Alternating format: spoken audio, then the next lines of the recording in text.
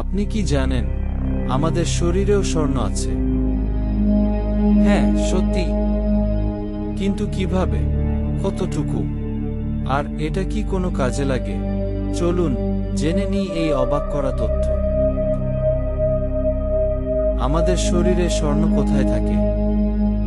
আমাদের রক্তে প্রায় 0.2 মিলিগ্রাম স্বর্ণ থাকে।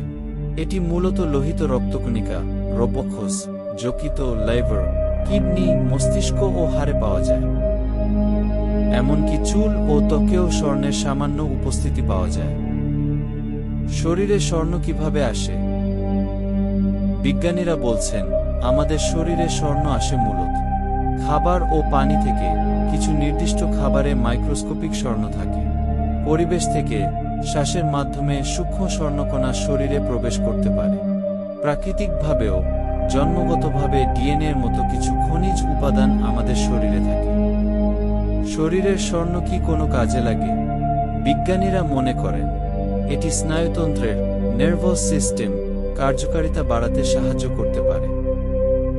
কিছু স্বর্ণভিত্তিক ওষুধ আর্থ্রাইটিস, ক্যান্সার ও নিউরোলজিক্যাল চিকিৎসায় ব্যবহৃত হয়। শরীর থেকে কি স্বর্ণ বের করা সম্ভব?